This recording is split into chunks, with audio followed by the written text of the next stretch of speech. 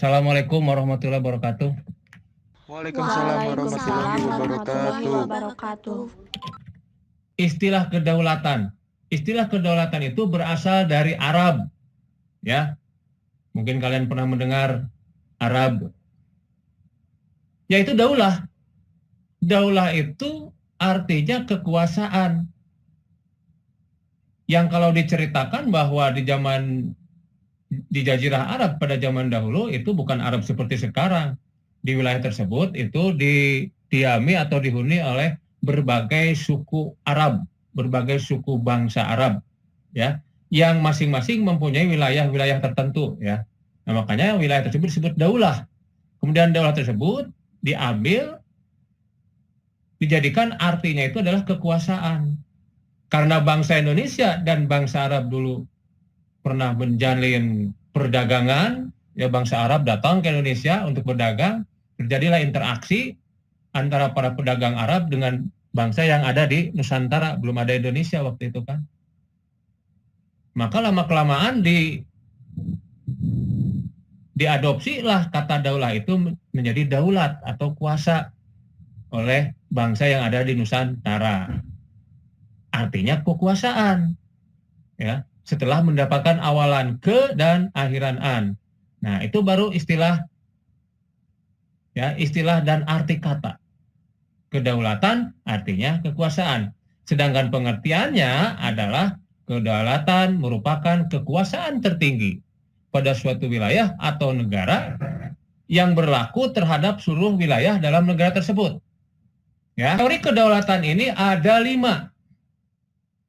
Yang pertama teori kedaulatan Tuhan, yang kedua teori kedaulatan raja, yang ketiga teori kedaulatan negara, yang keempat teori kedaulatan hukum, dan yang terakhir teori kedaulatan rakyat. Teori kedaulatan Tuhan. Nah, menurut teori kedaulatan Tuhan, bahwasanya kekuasaan tertinggi itu ada di tangan Tuhan, ya. Nah, negara mana saja yang menganut teori ini? Jepang, ya, itu menganut teori ini. Kemudian teori kedaulatan raja. Teori kedaulatan raja ini merupakan turunan dari teori kedaulatan Tuhan, karena ternyata si raja ini dianggap merupakan wakil Tuhan di dunia yang diberi kekuasaan oleh Tuhan, sehingga si raja ini punya kedaulatan atau kekuasaan. Inggris, ya, itu menganut teori ini, ya. Kemudian sebagian besar, ya, negara-negara yang bentuknya kerajaan, kekaisaran, kesultanan. Kemudian teori kedaulatan negara.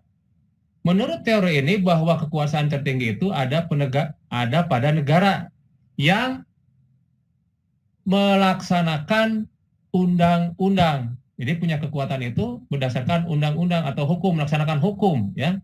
Tapi hukum tersebut dilaksanakan menurut kemauan negara, ya. Nih. Yang keempat adalah teori kedaulatan hukum. Menurut teori ini bahwa kedaulatan itu terletak di tangan hukum, ya. Segala sesuatunya harus berdasarkan berpedoman kepada peraturan perundang-undangan atau hukum. Yang terakhir yaitu teori kedaulatan rakyat, ya. Nah, ini teori yang terakhir, teori kedaulatan rakyat. Sebelum saya jelaskan, saya mau bertanya kepada siapa, ya? Guntur. Mana ada Guntur? Halo Guntur. Guntur? Ya. Menurut Guntur, ya, Indonesia itu, ya, menganut teori yang mana? Bangsa Indonesia menganut kedaulatan rakyat, dapat dilihat dari Pancasila sila keempat dan dalam Undang-Undang 1945 pasal 1 ayat 2. Betul, jawaban Guntur. Itu adalah yang membuktikan bahwa Indonesia menganut teori kedaulatan rakyat, ya. Sifat kedaulatan menurut Siang Bodang, ya. Ditulisnya Jean Bodin. Tapi karena ini orang Prancis, maka dibacanya Siang Bodang, ya. Ada 4, ya, sifat Yang pertama adalah asli.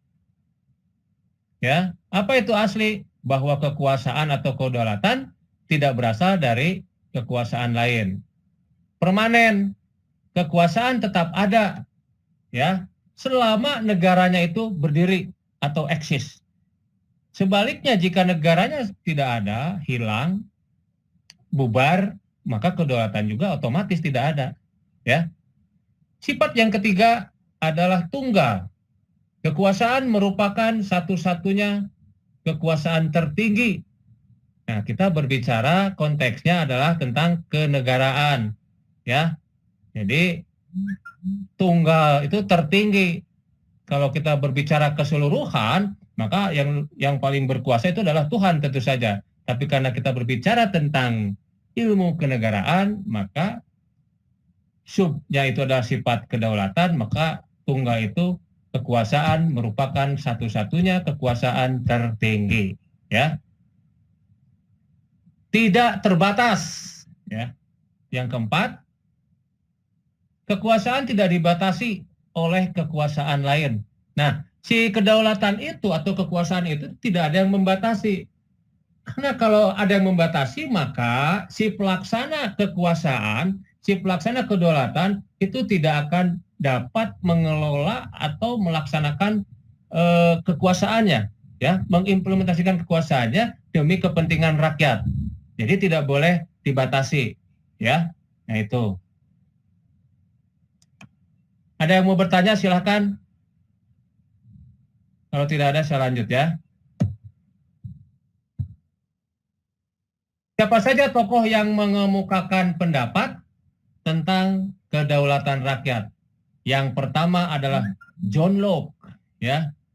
Kekuasaan negara berasal dari rakyat, bukan dari raja. Yang kedua, Montesquieu, ya. Ini kekuasaan itu menurut Montesquieu dibagi ke dalam 3. Ini yang disebut dengan teori trias politika, pernah saya sampaikan di kelas 8 waktu itu, ya. Ada teori trias politika yang membagi kekuasaan menjadi 3. Yang pertama legislatif, eksekutif, dan yudikatif, ya. Yang ketiga tokohnya adalah Jean-Jacques Rousseau, ya. Kedaulatan itu merupakan perwujudan kehendak umum dari bangsa yang merdeka, kemudian mengadakan perjanjian di antara mereka, ya, yang disebut dengan social contract atau do contract sosial.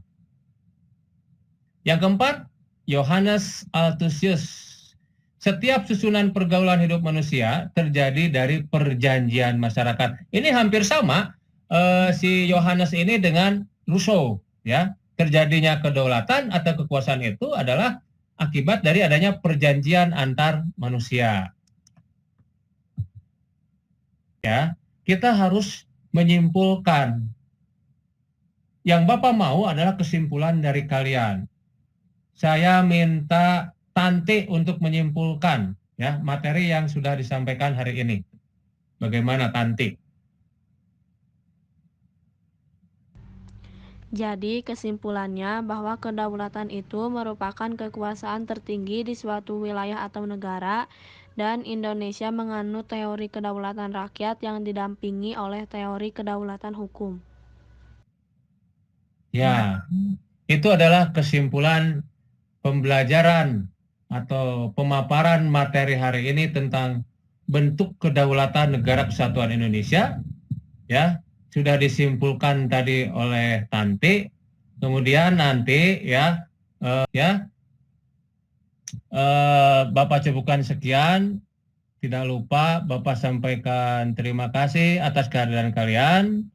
Kemudian tetap jaga kesehatan dan selalu waspada karena kita masih dalam masa pandemi COVID-19. Patuhi protokol kesehatan, ya. Tetap semangat belajar apapun bentuknya, apapun caranya, selalu semangat belajar. Dan yang terakhir, salam untuk keluarga di rumah. Wabillahi taufiq wal hidayah. Wassalamualaikum warahmatullahi wabarakatuh.